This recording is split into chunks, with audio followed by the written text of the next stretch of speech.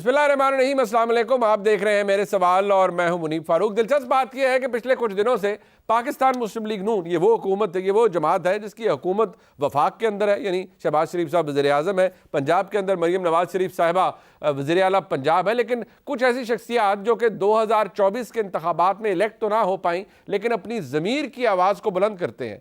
अब वो बात, वो गुफ्तगू चाहे इमरान खान के केसेस के हवाले से हो या इस हवाले से हो कि ये हुकूमत जो कि आज मौजूद है ये कितनी बाइख्तियार है। दिलचस्प बात यह है कि राना सनाउल्लाह साहब, मियाँ जावेद लतीफ़ साहब, इमरान खान साहब को जो सज़ाएं इलेक्शन से फौरी पहले सुनाई गई, उनके बारे में क्या कहते हैं। दिलचस्प बात यह है कि वो ये कह रहे हैं, बल्कि इस बात को कह रहे हैं कि सियासी फ़ायदा इमरान खान को हुआ इन सज़ाओं का। लेकिन अजीब बात है कि जब ये सब कुछ हुआ तो मरीम नवाज शरीफ साहिबा पर जिस तरह आज तनकीद दी जाती है, लेकिन उस वक्त उनको जब ये सज़ाएं इमरान खान को सुनाई गई तो जिस तरीके से उनका मौक़िफ़ सामने आया वो भी बड़ा दिलचस्प है। वो क्या फरमाती है, सुनिए। कल इमरान खान को 10 साल सजा हो गई कौमी राज अफशा करने पर, जो आज टीवी पर बैठकर कह रहे हैं ये नहीं होना चाहिए था। क्यों नहीं होना चाहिए था? आज सुबह मैं टीवी देख रही थी तो कुछ मीडिया वाले ये कह रहे थे कि ये बड़ी जल्दी जल्दी में मुकदमा चला है जी, ये मुकदमा में जल्दबाजी में फैसला किया गया है। तो मैं नारोवाल, शकरगढ़ और जफरवाल से पूछना चाहती हूँ कि जल्दी जल्दी में ये फैसला किया गया है तो मुझे बताओ, क्या उसको ये सजा ठीक हुई है या गलत हुई है? कई टीवी पर एंकर्स बैठ के कहते हैं ये सियासी सजा है, ये सियासी मुकदमा नहीं है, ये सियासी सजा भी नहीं है। जहां ये गुफ्तगू होती रही है वहां ये भी है कि जो इस वक्त हुकूमत है वो बड़ी बेख्तियार है, उसका कोई इख्तियार नहीं है और उसके पास शायद वो मैंडेट ही नहीं है कि वो पूरी तरह से गवर्न कर सके। वो एक कठपुतली हुकूमत है। ये पीटीआई में कोई नहीं कह रहा, ये मियाँ जावेद लतीफ़ फरमा रहे हैं जो कि मियाँ नवाज शरीफ के देरीना साथी हैं। गुफ्तगू अब ज़रा हो जाए जी। राना सनाउल्लाह साहब हमारे साथ मौजूद हैं, सीनियर रहनुमा है पाकिस्तान मुस्लिम लीग नून के। राना साहब बहुत शुक्रिया आपका। सर, मुतअद्दिद इंटरव्यूज़ आपने दिए हैं पिछले कुछ दिनों के अंदर।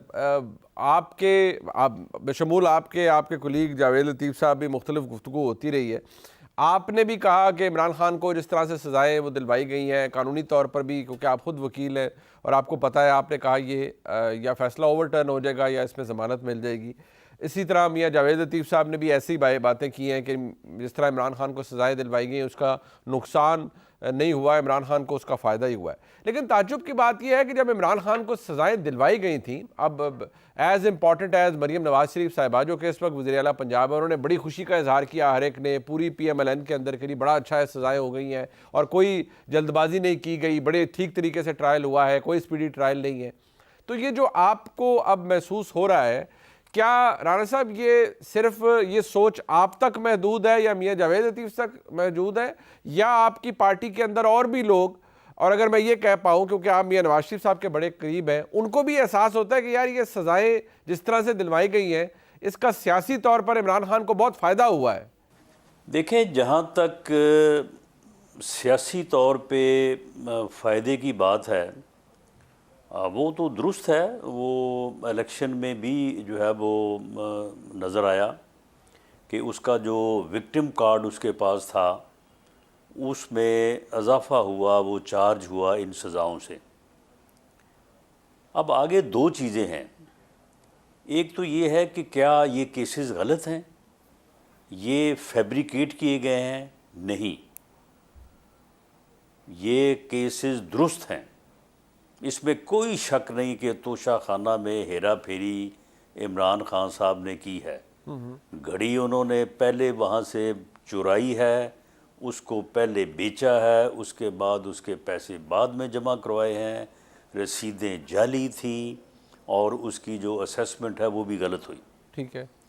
साइफ़र बिल्कुल दुरुस्त है कि साइफ़र को, जो कि एक प्रिविलेज डॉक्यूमेंट था, इमरान खान साहब ने उसे सियासी मकासद के लिए, बल्कि अगर ये कहा जाए कि घटिया सियासी मकासद के लिए इस्तेमाल किया।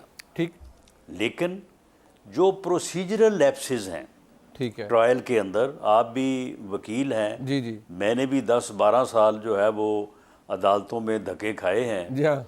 वो प्रोसीजरल जो लैप्सेस हैं वो अगर रह जाएं ड्यूरिंग ट्रायल, वो पता तो चलता है अपील में जाके, जब वकला जो है उन नकाइस को निकाल के अपील का सब्जेक्ट बनाते हैं, ठीक है जी। जब ट्रायल में फैसला होता तो किसी को पता नहीं होता कि कौन से प्रोसीजरल लैप्सेस किए गए हैं या जिनको पूरा किया गया। ठीक है। अब जब ये केस पेश हुआ तो अमजद परवेज़ साहब जो है बड़े ही रिनाउंड, बड़े मेहनती और बड़े गैर सियासी वकील हैं। जी जी उनका किसी बात से, सियासत से कोई ताल्लुक नहीं है। बिल्कुल। तो उन्होंने जब ये बात कही कि कोई कुछ ऐसे प्रोसीजरल लैप्सेस हुए हैं कि ये सस्पेंशन का केस बनता है, सज़ा की सस्पेंशन का केस बनता है, ठीक।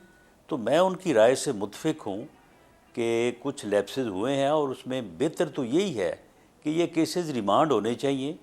बरीयत के केस नहीं बनते क्योंकि सब्जेक्ट मैटर जो है, जो जुर्म का सरजद होना है, वो इन केसेस में जो है वो पाया जाता है। ठीक है, बिल्कुल ठीक। अच्छा राना साहब, अब एक बात जो कि यकीनन आप भी इसका इजहार करते रहे, जबकि आप तो ये भी फरमाते रहे, जैसे मोहसिन नकवी साहब हैं वो हो, मोहम्मद औरंगज़ेब साहब हो, ये शहबाज शरीफ साहब लेड हुकूमत की सलामती की ज़मानत भी है और जिस तरह से मामलात हैं वो आपके सामने हैं।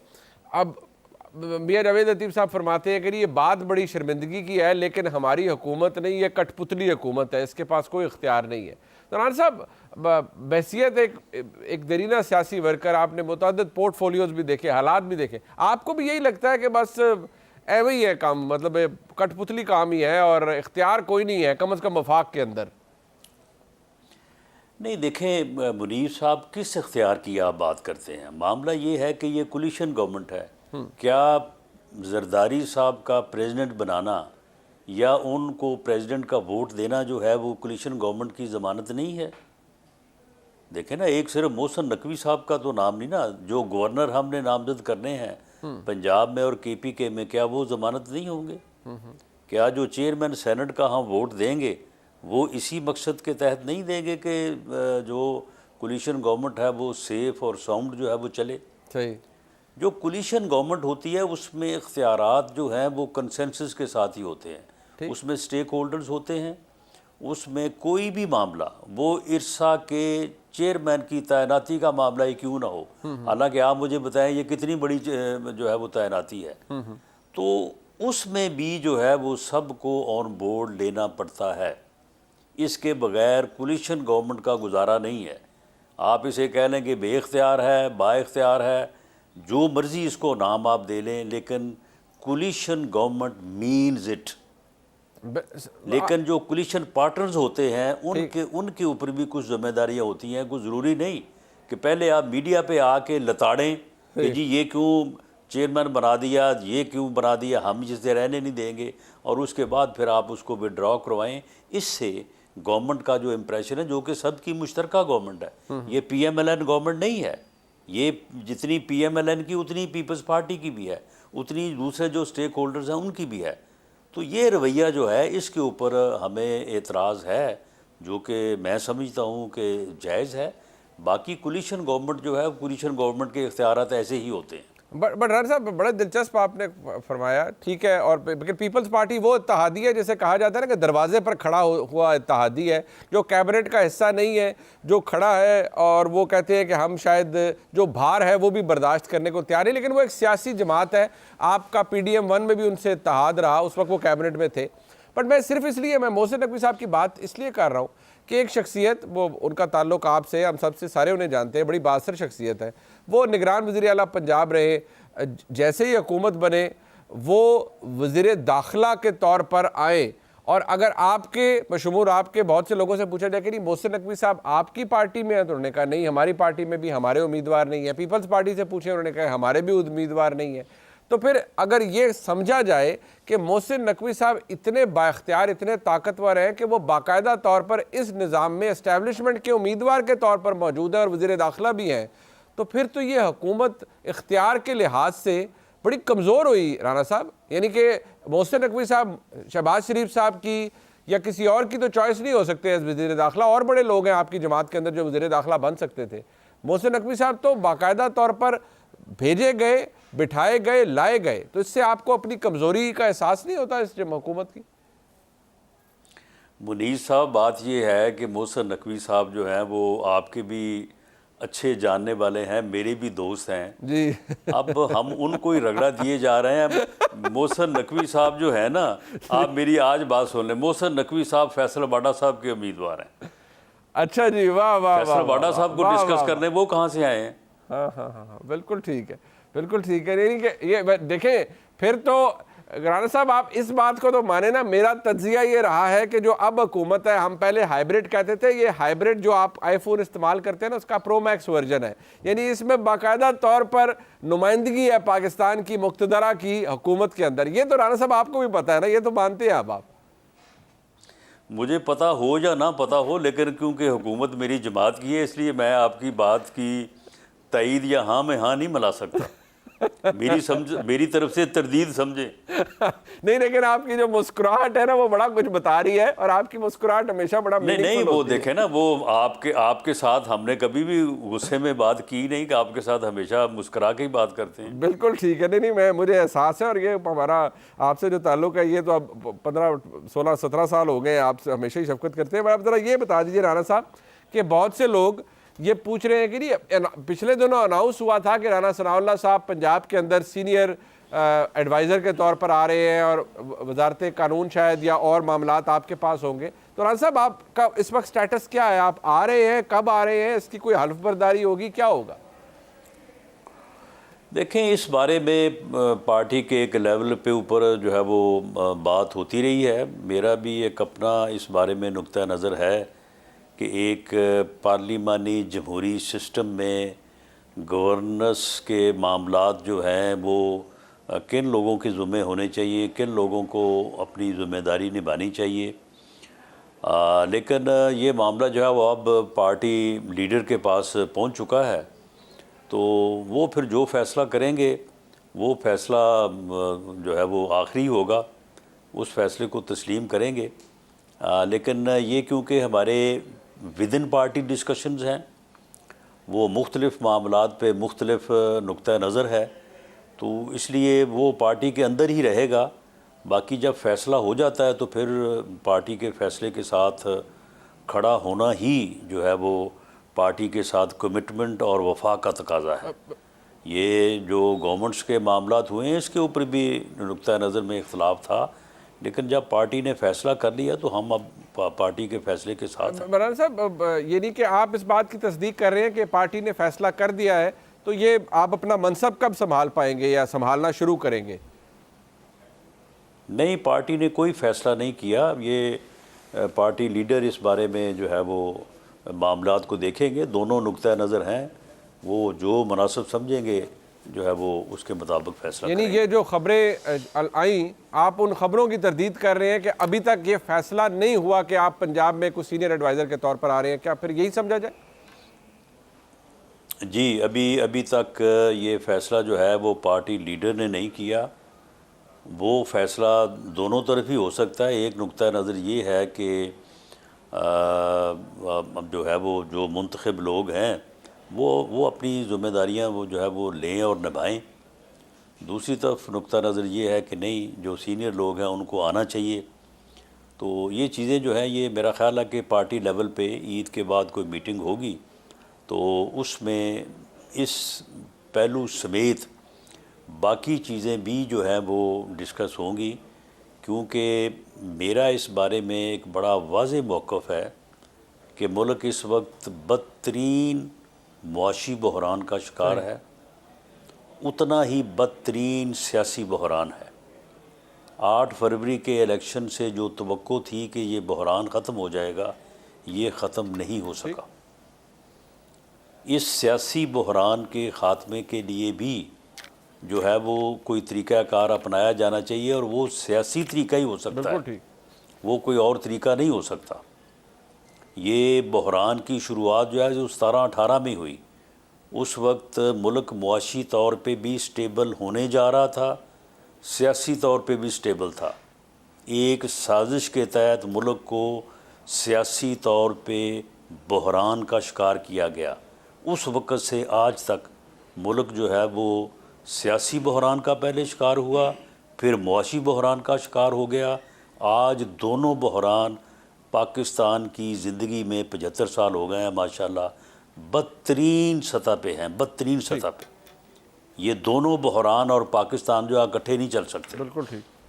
तो इमरान साहब आपका बहुत शुक्रिया, आपने अपना कीमती वक्त दिया और जो आपका पॉइंट ऑफ व्यू है यकीनी तौर पर लोगों को अब समझ भी आ गया आप कौन सी बात किस पैराए में कर रहे हैं। प्रोग्राम में एक ब्रेक शामिल करते हैं जी, वापस आएंगे।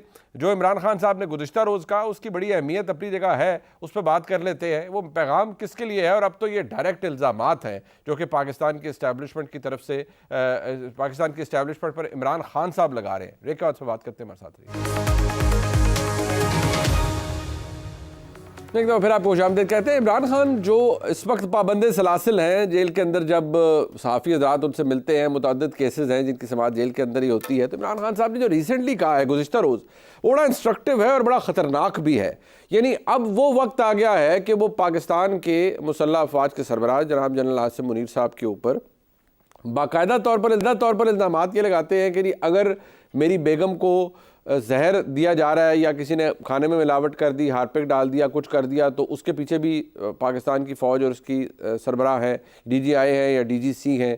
उसी तरह वो ये भी कह रहे हैं कि नहीं हमारा दौर जब था, यानी इमरान खान साहब का दौर जब था, तो उस वक्त फ़ौज के हालात बहुत अच्छे थे, बड़ा इमेज जो था वो आसमानों पर था, लेकिन फ़ौज का इमेज इसलिए बर्बाद हो गया या नीचे चला गया क्योंकि फ़ौज चोरों के साथ बैठ गई। यानी जब वो ये बात करते हैं तो वो PMLN, पीपल्स पार्टी और दीगर जमातों की बात करते हैं। साथ ही साथ इमरान खान साहब ने कहा कि वो काम जो अल्लाह ताला ने प्लान बनाया होता है वही होता है, इंसान के प्लान 100 होते हैं, 100 बनाता है इंसान और 100 प्लान टूट जाते हैं। साथ ही साथ उन्होंने ये कहा जी कि अगर मैं उस शख्स से यानी जनरल बाजवा से मेरी हुकूमत गिराने के बाद 2 दफ़ा मिल सकता हूँ तो मैं किसी से भी बात कर सकता हूँ। जहाँ वो एक तरफ ललकारते हैं, साथ ही उनके अंदर एक जो जोश सामने आता है या ख्वाहिश सामने आती है वो ये कि जनाब गुफ्तगू की जाए, बात की जाए, इंगेज किया जाए। और बहुत से हमारे दोस्तों का जो ओपिनियन है वो ये भी है कि भाई इमरान खान ने कोई दुनिया से अछूता काम तो नहीं कर दिया। बहुत से लोगों ने बहुत सी दरअंदाजियाँ की होंगी, बहुत से ज़्यादा काम ख़राब किए होंगे मुल्क के अंदर, सियासी लीडर्स ने रेड लाइंस क्रॉस की होंगी, तो इमरान खान के लिए ये कॉन्फिडेंस बिल्डिंग मेजर पाकिस्तान की इस्टेब्लिशमेंट क्यों नहीं कर रही। दूसरी तरफ इमरान खान साहब से सवाल ये होता है कि जनाब वाला आपकी इतनी कोशिशों के बावजूद आप पर आज पाकिस्तान की इस्टेब्लिशमेंट क्यों एतबार करने के लिए तैयार नहीं है। ये वो सवाल है जो कि मेरे आपके जहन में है। और आज के हालात के अंदर जिस नहज पर ये लड़ाई चली गई है, पहले कुछ दिन एक बयानिया बनता रहा कि जी स्पेस निकल आई है, लोग सामने आ रहे हैं, शायद कोई वैक्यूम क्रिएट किया जा रहा है कि जी हाँ इमरान खान या उनकी जमात को फिट किया जा सके। लेकिन कल रात से ये दोबारा बड़ा क्लियर एस्टेब्लिशमेंट की जानिब से आ रहा है मामला कि जी कोई माफ़ी नहीं मिलेगी, ना ही सानेहाए 9 मई को भूला जाएगा। सानेहाए 9 मई पे अगर कोई कॉम्प्रोमाइज़ करने की सोचेगा भी, इसका मतलब है कि मुल्क की नेशनल सिक्योरिटी के ऊपर कॉम्प्रोमाइज़ होगा। ना किसी से बात होगी, ना किसी से तरफिया होगा, ना किसी को कोई डील मिलेगी, बल्कि 9 मई के मुलजमान को करार वाकई सज़ा सुनाई जाएगी। सो विद दिस हैपनिंग हम इस वक्त कहाँ खड़े हैं, यही बुनियादी सवाल है जिसका हमने अहाता के साथ लाहौर स्टूडियो में मौजूद है राय साकिब खिलल साहब, सहाफ़ी हैं। बहुत शुक्रिया राय साहब आपका। और जनाब हसन अयूब साहब सीनियर सहाफ़ी हैं, इस्लामाबाद से हमें ज्वाइन कर रहे हैं। और हमेशा ये कहते हैं कि रावी चैन लिखता है, रावी तो वैसे चैन ही लिख रहा है, लेकिन बेचैन बहुत सौ को कर देता है रावी जब चैन लिखता है। मैं अगर हसन साहब आपसे गुफ्तगू का आगाज़ कर पाऊँ, ये रिसेंटली जो एक सिलसिला शुरू हुआ जिसमें बहुत से दोस्तों ने, आप भी अपना प्रोग्राम करते हैं, ये बात इसके अंदर बड़ा जोर आया, बड़ा वजन आया कि जी देखिए हमाद अजहर साहब आ गए, उनको बेल मिल गई है, फैसल जावेद साहब पहले आए हुए हैं, स्वाति साहब आए हैं, उनका रिमांड, उनके जो जमानत है उनको भी मिल गई है, और बहुत से लोग बाहर आ रहे हैं, स्पेस क्रिएट हो रही है, कोई कहता है मुराद सईद साहब भी जल्दी आ जाएंगे, तो माहौल बन रहा है। लेकिन जो जवाब बड़ा फोर्सफुली, बड़ा वेहेमेंटली पाकिस्तान की एस्टेब्लिशमेंट की जानिब से आया है वो ये कि नहीं, कुछ तब्दील नहीं हो रहा, और ये जो रिलीफ अदालतों के इसको इतना उस कॉन्टेक्स्ट में ना लिया जाए। तो फिर ये रिलीफ जो हो रहा है, ये हम ये कहें कि ये खालिस्तन कानूनी मामला है और बाकी पाकिस्तान की एस्टेब्लिशमेंट का मौक़िफ़ वहीं खड़ा है। हसन साहब नहीं, बात यह है कि बानी चेयरमैन तहरीक इंसाफ जो हैं वो अदालतों के लाडले हैं, बल्कि लाडले प्रो मैक्स हैं या लाडले प्लस हैं। उनको जितनी सहूलियात इस्लामाबाद हाई कोर्ट दे चुकी है ऑलरेडी, और लाहौर हाई कोर्ट ने जितने मुकदमात में उनकी जमानतें ली, जिस तरीके से उनका इंतजार करती रही है, किसी से ढकी छुपी बात नहीं है। तो जो भी उनको सहूलियात मिल रही हैं या जिस तरह का उनका सेल को जो है एक्सपेंड कराया गया, वहाँ पर नया टॉयलेट बनवाया गया, उनको जितनी सहूलियात खाने की इंटरिम रिपोर्ट्स मांगी जाती हैं सुप्रीम कोर्ट से लेकर हाई कोर्ट तक, बताया जाए कि उनको खाने में क्या दिया जा रहा है, जेल वो कैसी काट रहे हैं, जैसे उनके दिल के अंदर खुद जो है ना वो जेल चुभ रही है। वो जजेस ने भी अपनी मतलब इंतहा कर दी है ना। एक शख्स के लिए आपका कानून आपने इस तरीके से मोड़ दिया है कि इसकी दूसरी मिसाल नहीं है।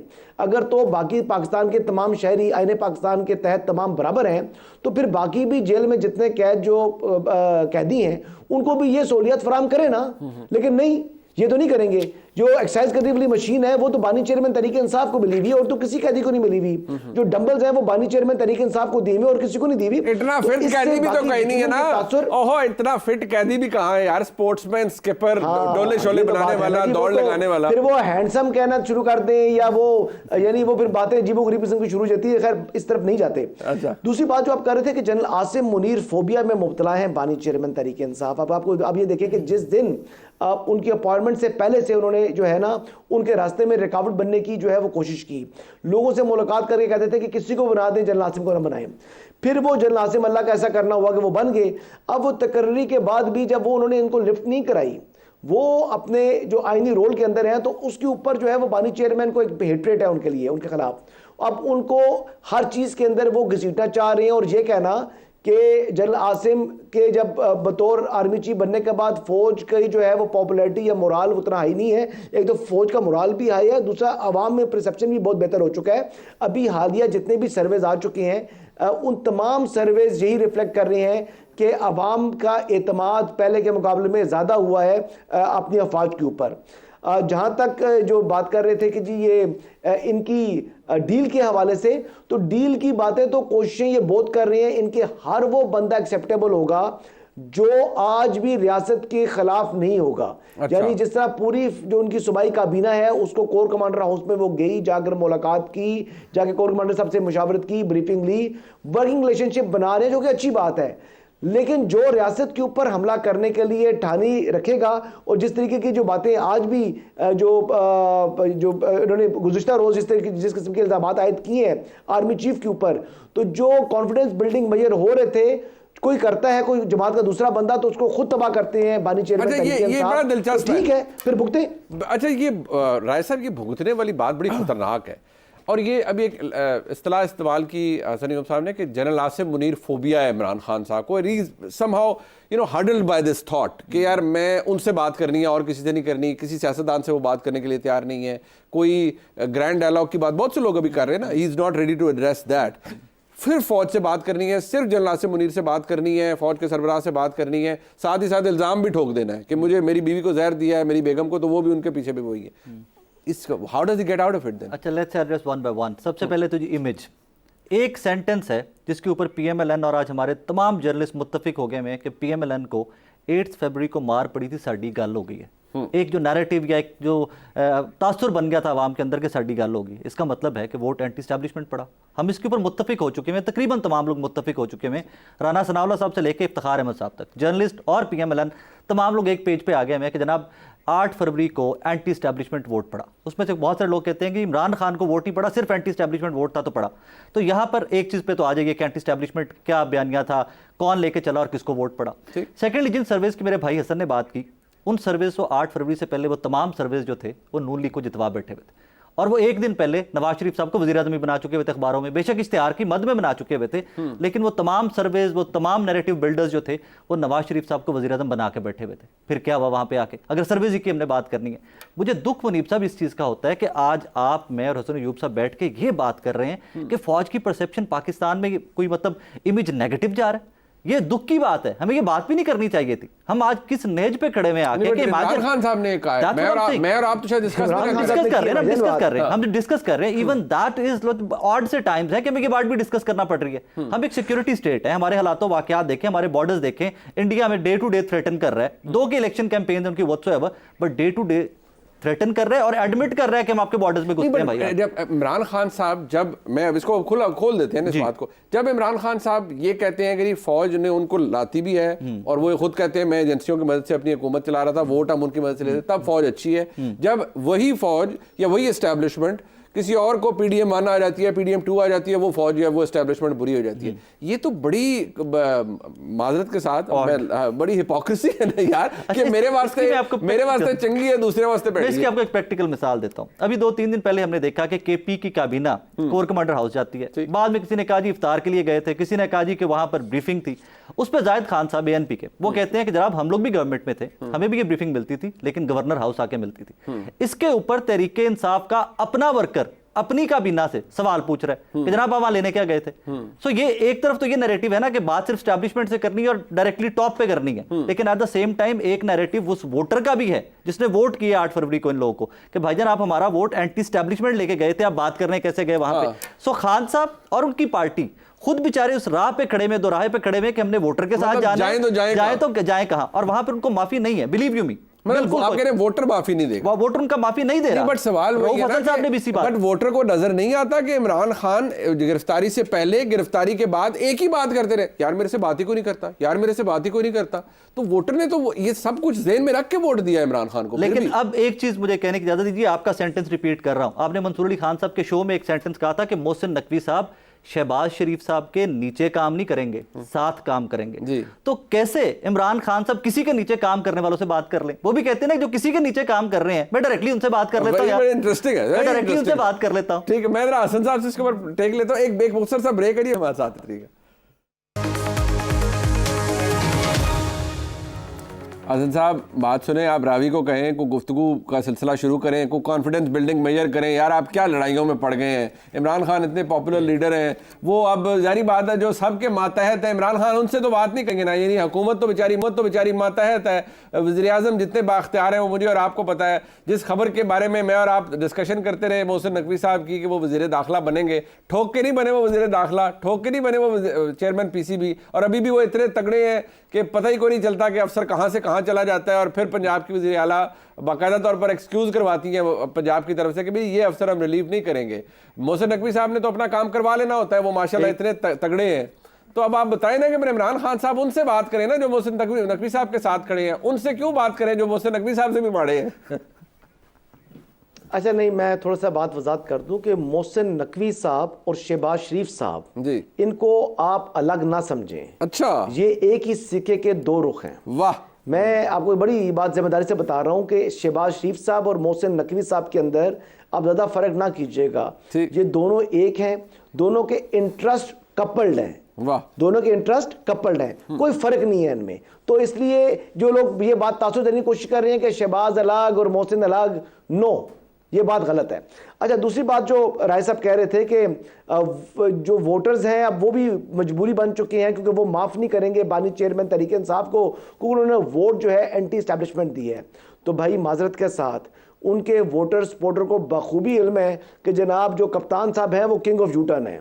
कप्तान साहब जो है वो तो जितने यूटर्न वो ले चुके हैं, कभी भी उनके सपोर्टर ने, वोटर ने बुरा नहीं मनाया, कभी उनके माथे के ऊपर कभी ये बल नहीं आया, शिकवा शिकायत नहीं की। वो कहते हैं जो भी किया है ठीक किया है। तो उनका जो वोटर है वो डाई हार्ड है, तो उनकी ना पॉपुलैरिटी को फर्क पड़ता है यूटर्न से और ना ही कोई फर्क पड़ेगा उनको इस चीज़ों से, तो ना उनको वो परवाह है। और ही मतलब वेल अवेयर ऑफ ये इस फैक्ट के हवाले से। दूसरी मैं आपको खबर दे दूं जी, बात यह है कि जो आपने कहा कि रावी से कहें कि मुलाकात करे और ये करे और वो करे, बात यह है कि रावी तो मैं खुद हूँ, लेकिन हाँ बानी चेयरमैन तहरीक इंसाफ के हवाले से मैं आपको बताता हूँ कि उनके जो बैरूनी लॉबीज हैं उनकी, अच्छा, वो लॉबीज बड़ा कोशिश कर रही हैं कि किसी तरीके से उनको रिलीफ मिल जाए, वो जेल से बाहर आ जाएं। ये बिल्कुल हमारी इस्टेब्लिशमेंट के साथ भी उन्होंने राब्ते करवाए हैं, उन्होंने हुकूमत से भी राब्ते किए हैं, वो हर सतह के ऊपर उन्होंने they have tried their level best कि किसी तरीके से हम बानी चेयरमैन तहरीक इंसाफ को रिलीफ दिलवा दिया जाए। लेकिन बात यह है कि इस वक्त क्योंकि वो 9 मई कर गुजरे हैं, लिहाजा उन 9 मई वालों से कोई बात नहीं होगी। तो यही पॉलिसी है, इसी पॉलिसी के ऊपर स्टेट ऑफ पाकिस्तान चल रही है। हाँ, कोर्ट्स के अंदर जो मैटर्स डिसाइड होंगे वो according to law and constitution of Pakistan होंगे किसी के साथ मावरा आइन या मावरा कानून जो है ज्यादती नहीं की जाएगी, लेकिन कानून और आइन के अंदर रहते हुए किसी को स्पेयर नहीं किया जाएगा बशमूल बानी चेयरमैन तहरीक इंसाफ को। ये adding insult to the injury वाली बात भी है राय साहब। बात ये है कि एक तो चले इशू ऑलरेडी चल रहा है 9 मई वाला, और पीटीआई और 9 मई वो एक्सट्रिकेट नहीं हो पा रही ना, इनएक्सट्रिकेबल सा चीज़ बन गई है। दूसरा इशू ये है कि जब इमरान खान साहब डायरेक्टली एलेज करते हैं पाकिस्तान की क़यादत को, फौजी क़यादत को, नहीं कि मेरी बेगम को जहर भी इन लोग अगर दिलवा रहे हैं तो ये जिम्मेदार होंगे, मेरी बेगम को कुछ हुआ तो ये जिम्मेदार होंगे, सो दैट्स देन वो तो फिर आप it's a dead end then. अच्छा, इसके एक स्टेटमेंट की पहले से एक स्टेटमेंट के ऊपर स्टेटमेंट बुशरा बीबी जो उनकी स्पोक्स पर्सन की मिसाल साहबा की आई थी, उन्होंने कहा जी कि उन्होंने कहा ये था बुशरा बीबी ने कि अगर मुझे कुछ होता है या खान साहब को कुछ होता है तो गवर्नमेंट तो इवेंचुअली इनके ऊपर इल्जाम लगा देगी, स्टैब्लिशमेंट के ऊपर इल्जाम लगा देगी, इनके वॉच डॉग के अंडर हमारे साथ ये हो गया, सो दे शुड टेक मेजर्स कि हमें सिक्योर रखा जाए। एक एंगल इसका ये भी है। बाकी फिर जितने साफी हो हर एक जगह अपना एंगल जो है वो पेडल करना होता है। आपको पता है ये तो गुज़िश्ता रोज भी हो ना, आपके बहुत से कोलीग्स वहां पर थे, उन्होंने ये पहले भी आया था, ये अब recent as latest as yesterday ये कल सामने आई है, वाइडली रिपोर्टेड। तो मुनीब भी इसमें एक चीज तो खत्म होगी ना कि हसन भाई जो कह रहे हैं कि जनाबे वालों ने रवाबित भी रखे हुए हैं, वो गवर्नमेंट से भी रब्ता करना चाहते हैं और एस्टैब्लिशमेंट से भी रब्ते किए हैं, तो फिर इस स्ट्रॉन्ग नैरेटिव के बाद, इस स्ट्रॉन्ग स्टांस के बाद ये चीज़ तो डेड हो जाती है, इसके तो बिल्कुल चांसेस खत्म हो जाते हैं कि जी खान साहब चाहते हैं कि आओ जी मिलो मेरे बैठ के गल करो। But at the same time जब लास्ट सेंटेंस उनकी गुफ्तगू का सुने ना, जो हमें कोट किया गया उसमें यह है कि मेरी ख्वाहिश नहीं है उनसे बात करना, उनकी जरूरत है। He said that something like that कि मैं नहीं बात करना चाहता, लेकिन तो इवेंचुअली देखें एक मकबूल आदमी है जिसके पीछे वोट बैंक है, वी ऑल नो दैट। पहले चले 8 फरवरी से पहले कहानी और थी। 8 फरवरी के बहुत सारे लोगों को, रावी समेत, मुझ समेत, आप समेत, सब लोगों को सरप्राइज मिले कि we were not expecting the kind of results 8 फरवरी को जो हमने देखे हैं। उसके बाद चीजें बदलनी भी चाहिए, और वो खान साहब के एंड पे भी बदलनी चाहिए, स्टैब्लिशमेंट के एंड पे भी बदलनी चाहिए, शहबाज शरीफ साहब के एंड पे भी बदलनी चाहिए। शहबाज शरीफ साहब कोई $50 बिलियन खजाने में लेके नहीं बैठे हुए कि एवरीथिंग इज गुड, मैं डेवलपमेंट भी करवा लूंगा, मैं पॉवर्टी भी कम कर लूंगा, मैं जॉबलेसनेस भी कम कर लूंगा। आप एक तरफ ये कहते हैं कि जनाबे वाला मेरे ऑफिस की जो चाय है वो भी कर्ज के पैसों की आप लोग पी रहे हो, दूसरी तरफ आप प्राइम मिनिस्टर हाउस के जो मुलाजमीन है उनकी 4 सैलरीज आप दे रहे हो उनको, जहां से सब साइन करके चले जाते हैं, लो जी 4 सैलरीज आप एक्स्ट्रा ले लो आके। So eventually everybody needs to sit together, Khan साहब हो, स्टैब्लिशमेंट हो, शहबाज शरीफ साहब हो। बट खान साहब तो बैठने नहीं चाहते ना, खान साहब बैठना चाहते हैं, मतलब is he ready for the grand dialogue. Sanaullah फरमाते हैं कि नहीं, इमरान खान ग्रैंड डायलॉग के बीच में वाहिद रुकावट है because he is not willing to sit with us. अच्छा, मुनीब इसकी बड़ा सिंपल सा आंसर है कि पोस्ट ईद के बाद जो स्टेरियो में नजर आ रहा है, जो तहरीक इंसाफ की सुन्नी इत्तेहाद काउंसिल जो स्टेरियो में दे रही है, मौलाना फजलुर रहमान साहब, बाकी तमाम सियासी जमातें इकट्ठी बैठ रही हैं, एजुटेशन की तरफ जा रहे हैं, ठीक, तो यहाँ इनके साथ बैठने में क्या प्रॉब्लम है फिर?